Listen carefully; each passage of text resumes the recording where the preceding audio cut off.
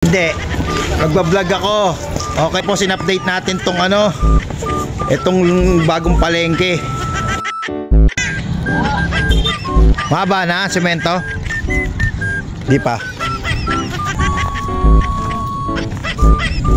Hello. Yan ang bagong palengke.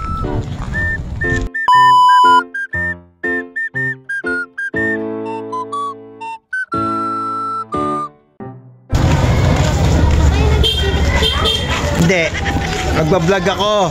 Okay mga katoda, sumusundo tayo ngayon sa Bumabato National High School. At yan Chloe. Tapos in-update natin tong itong bagong palengke. Tsaka yung kalye nila. Okay. Grabe mga katoda, ito na po yung kalye dito sa palengke dito sa may Asia 1. Yan po Yan po yung papuntang Babato National High School. Okay mga katoda, pasundo po ko Ito mga katoda, makapal Wow. Kaliwat kanan na, two-way na yung nasementohan ng konti. Tingnan nga natin. Okay. Ito mga katoda, dire-diretso lang to. Pag diniretso mo yan, yung nasa kaliwang building na yon, yung po yung Canlubang General Hospital. At yung bandang kanan po doon sa dulo na yon is Iglesia ni Cristo dito sa Asia 1. Itong dalawa pong nasa kanan po natin, yan po yung palengke na gagawin po. Ayan mga katoda, medyo mahaba-haba na rin itong nasementohan dito Okay mga katoda, tingnan nyo po. Ayan po, yung bandang kaliwa niya, yan po yung gym ng CI. Okay. Ayan na po. Ito magiging palengke Yan ang palengke. Yan ang palengke yan po mga katoda. Yan po yung palengke. Yan dalawang building na po na yan. Sana po mag-click para medyo lumuwag-luwag na po yung karsada doon sa may main road ng Asia 1, sa tapat ng hospital, sa tapat ng Iglesia ni Cristo, hanggang doon sa arko ng MCDC. Yan po mga katoda dalawa po sila Alam ko yung bandang kaliwa po dito na walang bubong, yun po magiging parking. Pero talaga sa tingin ko po yan, pag nag-click tong palengke na to, magiging traffic na rito sa loob. Pero sa loob ang traffic, diba? Hindi doon sa labas. Ayan mga katoda, ito po yung drainage Tingnan nga natin tong drainage na to. Wow, ayan. Medyo malilim-lalim. Siguro baalgang bewang yan. Hello. Ito mga nasa lubong natin, mga nagwo-walking. Yan ang bagong palengke. Yan mga nasa lubong natin, yung mga nagwo-walking. Tinanong nila kung nagbablog ako. Nahiya naman ako magsalita, kaya speechless ako dyan. Kasi nasa isip ko yung sasabihin ko sa bagong palengke. Shoutout sa inyo. Sana magkita ulit tayo dyan. Alam ko taga dyan lang kayo sa loob. Ayan mga katoda, ito hanggang dito na pala itong sidewalk na sementado. Yan po yung Iglesia ni Cristo.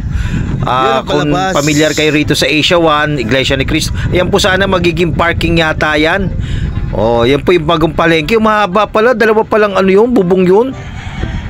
Hanggang doon pala yung sa loob. Ito po yung yan, ito na may papuntang, yan po yung General Hospital.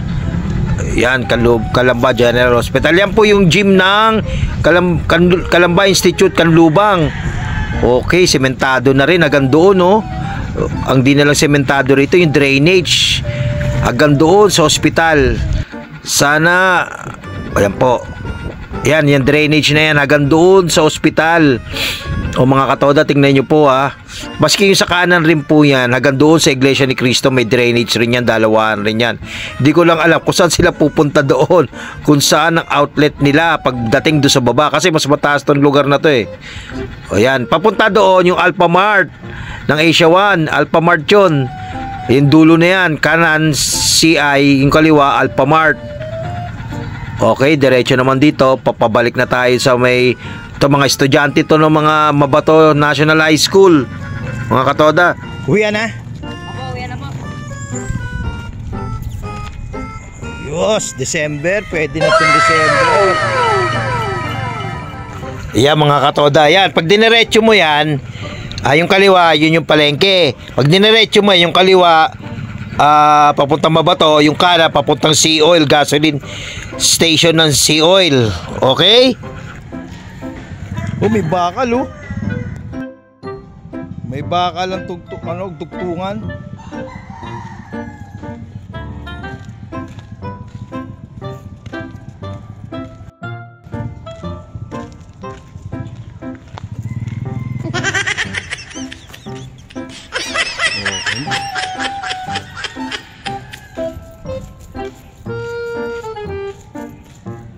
Wow, okay na itong sidewalk na to konti na lang Medyo mabagal ang paggawa nila kasi na-tsempo dun sa flood control scandal ng mga kontraktor. And mukhang inaayos nila to kasi ang kapal, tapos ang laki ng bakal na nakalagay. Okay, yung pakanan na yan, papuntang Sea Oil yan. At yung pakaliwa, papuntang Mabato National High School. Hanggang sa muli mga katoda. Huwag nyo kakalimutan mag-like, comment and share at subscribe. Bye-bye!